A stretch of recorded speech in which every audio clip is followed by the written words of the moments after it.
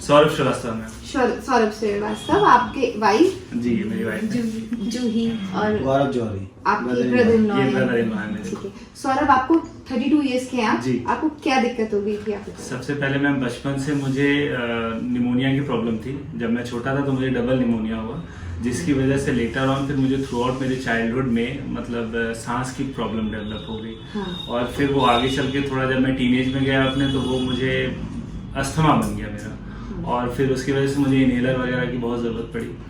और डॉक्टर्स का मैंने इलाज कराया, एलोपैथी में मेरा लगभग चला 6 से 7 साल, जिसमें मैंने इनहेलर भी लिया और फिर नेबुलाइजर वगैरह भी काफ़ी यूज़ किया। तो उस टाइम के लिए मुझे तो ठीक है क्योर मिल गया।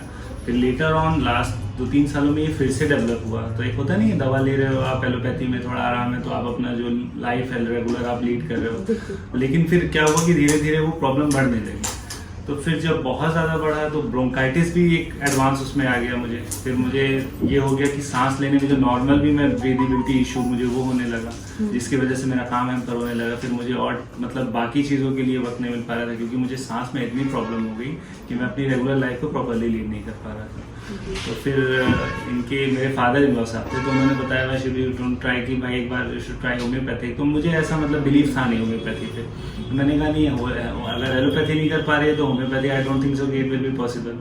तो उन्होंने बोला कि अरे एक बार ट्राई तो करो। तो मैंने कहा ठीक है, तो एक बार मैं आता हूँ। तो फिर इन्होंने बताया इनके बारे में, डॉक्टर इन लोग के बारे में।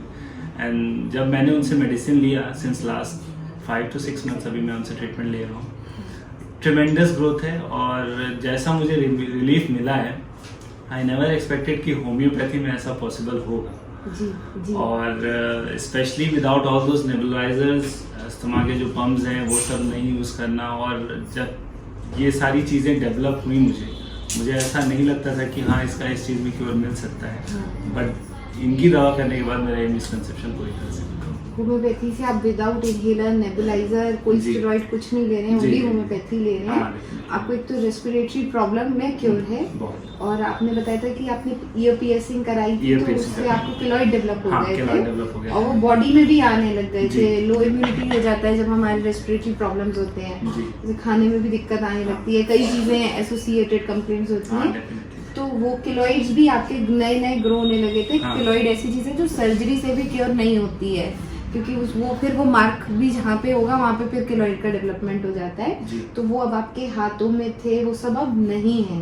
उसमें भी आपको रिलीफ मिला, काफी रिलीफ हुआ, उसमें भी काफी हद तक रिलीफ है। और जो रेस्पिरेटरी प्रॉब्लम जो आपकी मेजर इश्यूज थे, जो कॉम्प्लिकेट होती जा रही थी, वो लास्ट 25 ईयर्स से परसिस्ट कर रही थी मैं। And after taking his medicine मुझे कहते हैं ना प्रॉपर रिलीफ जिसको मिलना, वो मुझे मिला है। वो आपको होम्योपैथी से मिला। थैंक्स टू डॉक्टर साहब। जी जी। आपको होम्योपैथी के बारे में क्या कहना है? अब आपने अपने पर्सनल लाइफ में ऐसे एक्सपीरियंस करा। मैं ये रिकमेंड करूंगा हर किसी को, जो कि जैसे मेरा भी एक मिसकंसेप्शन था, जैसा मैंने आपको बताया कि हाँ मुझे ये बिलीव नहीं था होम्योपैथी में यहाँ से नहीं क्योर हो रहा है तो यहाँ से क्या कैसे मिलेगा, और कॉम्प्लिकेटेड हो गया। एक होता नहीं लास्ट ऑप्शन दैट कि अब ये भी बचा है तो इसको ट्राई कर लेना चाहिए। ऐसे करके आप हाँ ऐसे करके मैं आया था। लेकिन अब दवा करने के बाद तो I would recommend it to everyone जिसको ऐसा लगता है कि होम्योपैथी में कुछ नहीं हो सकता। आई वुड से कि definitely you should try it once. जी। और अभी आपका पिछले कुछ समय से बिल्कुल कोई इनहेलर नहीं चल रहा है, कोई पंप नहीं ले रहे, कोई नेबुलाइज नहीं कर रहे हैं, ओनली ऑन होम्योपैथी ट्रीटमेंट है।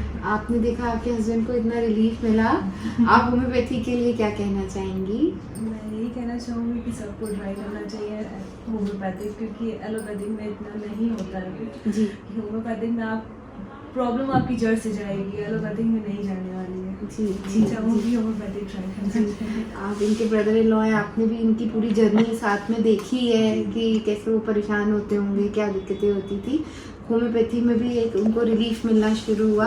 होम्योपैथी के लिए इनके लिए क्या कहना चाहेंगे आप? मैं तो यही कहूँगा कि होम्योपैथिक है, आपको लेना जरूर चाहिए, क्योंकि जैसे जैसे प्रॉब्लम जो होती है वो आपको हमेशा के लिए जाएगी होम्योपैथी में। जी।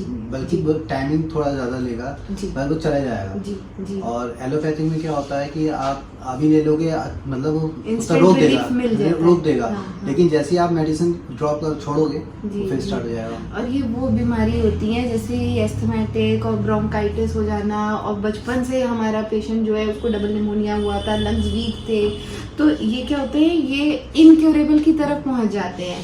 एक स्टेज में अगर हम उसे सिर्फ सपोर्टिव ट्रीटमेंट दिए जा रहे हैं या सप्रेसिव ट्रीटमेंट दिए जा रहे हैं, अगर हम उसको लंग्स को ही मजबूत, वही वाली बात जो जड़ वाली बात होती है, जैसे उसमें क्या है, इनके सिम्टम्स लेकर उसको जड़ से लंग्स को मजबूत करने की दवाई दीजिए। देखिए एक लंग्स का एक ऐसा ऑर्गन है, जैसे हम लोगों का अगर इनहेलेशन प्रॉपर नहीं हो रहा है तो हमें एसोसिएटेड कंप्लेंट्स में इतनी इम्यूनिटी वीक हो गई कि एक पियर्सिंग से हमारे केलोइड डेवलपमेंट होने लगे, कोई जरा सा हल्का सा कभी स्क्रैच लगा, कुछ लगा, वो केलोइड के फॉर्मेशन हो रहा है। और अब हमारी इम्यूनिटी फिर से स्ट्रांग होने लग गई तो वो वापस गायब हो जाना। जैसे एक चीज जो जैसे वापस कैसे हो सकता है, वो वापस हो सकता है अगर हम जड़ पे ही काम करें, और जड़ में कुछ नहीं, इनके म्यूकस पे हमें वर्क नहीं करना है, हमें सिर्फ इनके लंग्स को स्ट्रांग करते जाना है। ठीक है, वो अपने आप ही अपने जो ब्रोंकियाइज होते हैं वो अपने आप ही डायलेट तरीके से होंगे, आपको एलर्जिक रिएक्शन कम होगा, और पेशेंट को जो इस बार जो ठीक फील हो रहा है वो एक अंदर से एक वो ठीक फील, एक अलग फीलिंग होती है, क्योरेटिव होती है। जैसे उसे रियलाइज हो रहा है कि मेरे लंग्स इस समय ठीक हैं, वो कोई ऐसा नहीं है कोई सपोर्टिव थेरेपी से कवर हो रहे हैं। आप लोगों को होम्योपैथी से ये एस्थमेटिक केस जो ब्रोंकाइटिस में कन्वर्ट हुआ, इम्यूनिटी वीक होने से केलॉइड फॉर्मेशन होने लगे, उसमें भी रिवर्स हुआ, इतना ज़्यादा लाभ मिला है, आपकी इम्यूनिटी की जड़ की मतलब स्ट्रांग हुई है, इसमें आपको बहुत बहुत बधाई। बहुत मिरेकल्स ऑफ होम्योपैथी में आप एक पार्ट बन गए हैं। Thank you so much, thank you.